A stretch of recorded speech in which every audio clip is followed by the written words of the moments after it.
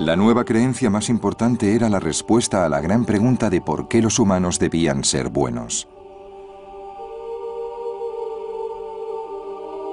Porque en el siglo II a.C., algunos judíos empezaron a creer que los muertos resucitarían un día y serían juzgados, y los buenos irían al cielo y los malos al infierno.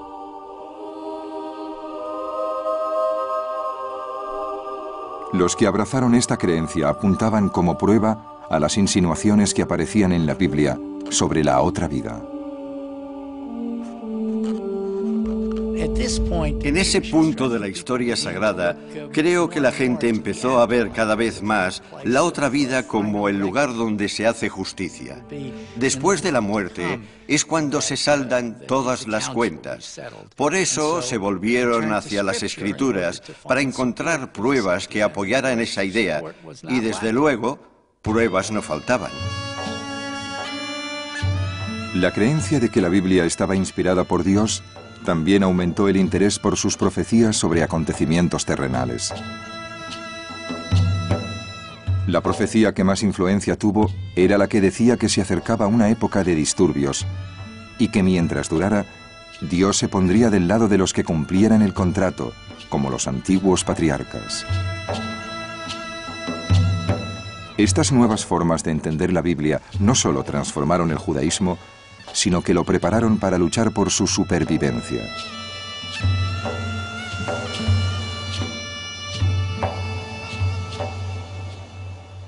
A la muerte de Alejandro Magno, una nueva dinastía griega llamada los Seleucidas tomaron el control del Oriente Medio. El primero de los reyes seleucidas se contentó con permitir que la cultura griega transformara gradualmente a sus súbditos en griegos. Pero en el año 185 a.C., un hombre muy poco corriente subió al trono de los Seleucidas. Era Antíoco IV, pero sus súbditos le conocían como Antíoco el Loco. Uno de los primeros decretos de Antíoco, recogido en el libro de los Macabeos, exigía que todos sus súbditos sustituyeran sus tradiciones ancestrales por las griegas.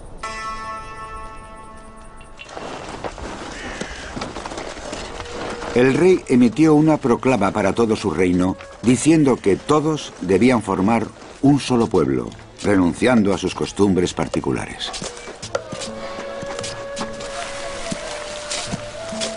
Muchos pueblos de la región ya habían adoptado el estilo de vida griego, pero los judíos devotos no. Se disponían a enfrentarse con un dilema: renunciar a su fe o luchar para defenderla.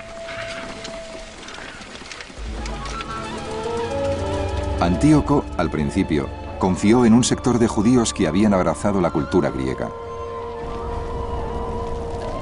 Para aumentar su influencia, vendió a uno de estos judíos el puesto más importante de Jerusalén, el de sumo sacerdote del templo.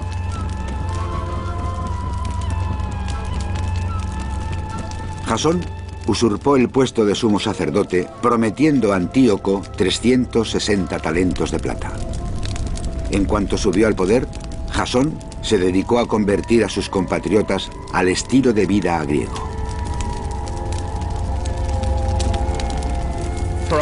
Para un sumo sacerdote de Jerusalén en el siglo II, la cuestión era muy sencilla: apuntarse al carro de los griegos o no, quedarse aparte o unirse a un proceso social que se había extendido por todo el Oriente Medio de la época. Encontramos sumos sacerdotes que están dispuestos a dar un paso más y a apuntarse al carro de Antíoco IV Epifanes. Eso provocó una reacción violenta, porque muchos judíos consideraron que eso no era ni más ni menos que una herejía.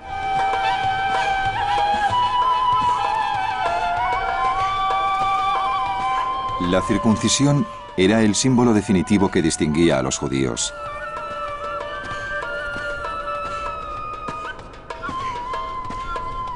Pero durante el mandato del nuevo sumo sacerdote, muchos sacerdotes del templo se hicieron una cirugía cosmética para disimular la circuncisión y así poder participar desnudos en los Juegos Olímpicos.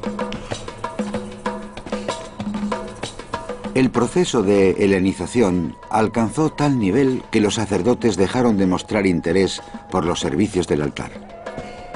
Salían corriendo a tomar parte en los juegos en cuanto oían la señal. Había cosas de la cultura y la civilización griega que eran totalmente inaceptables para los judíos. Entre ellas, claro, el concepto religioso de una pluralidad de dioses. A nadie le entra en la cabeza que eso sea aceptable para los judíos. También algunos aspectos de comportamiento, por ejemplo, los gimnasios y los ejercicios desnudos. Pero el problema no era tanto la desnudez como la auténtica devoción que sentían por el cuerpo humano. Esta clase de conceptos teológicos, ese tipo de actitudes, eran totalmente inaceptables para la mayoría de los judíos. Según el libro de los Macabeos, el insulto definitivo para los judíos llegó cuando Antíoco ordenó que el alma y el corazón del judaísmo, el templo de Jerusalén, se convirtiera en un templo griego.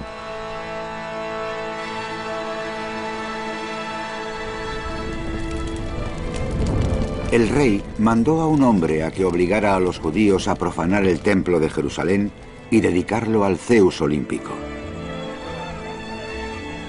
El templo se llenó de la intemperancia y la depravación de los paganos que gozaban con prostitutas y tenían relaciones con mujeres en el recinto sagrado.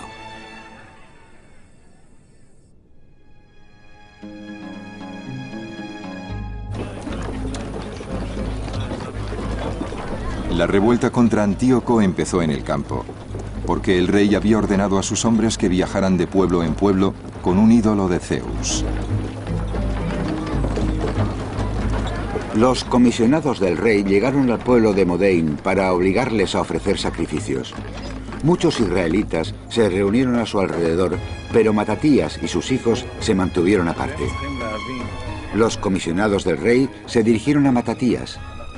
Tú eres un líder respetado, un gran hombre en esta ciudad. Si eres el primero en avanzar y obedecer las órdenes del rey, tú y tus hijos seréis premiados con oro, plata y muchos regalos.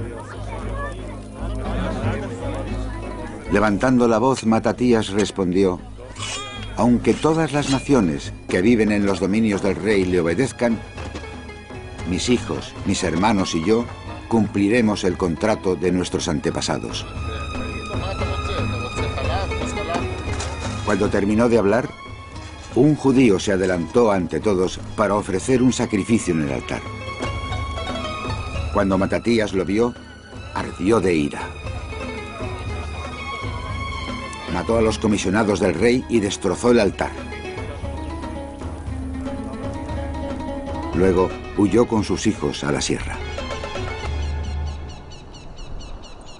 Matatías y sus hijos fueron conocidos pronto como los Macabeos.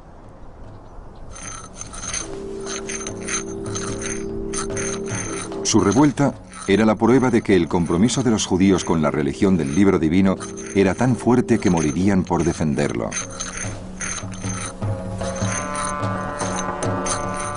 Los macabeos fueron a la guerra para terminar con la persecución religiosa, para reclamar el templo y purificarlo. Es la primera vez en toda la historia del mundo que una guerra empieza por una cuestión de libertad religiosa o de libertad de conciencia. También era la primera vez que el Estado se metía en las tradiciones religiosas y el resultado fue que la gente se negó. Iremos a la guerra, no podemos tolerarlo. Esa fue la guerra de los macabeos.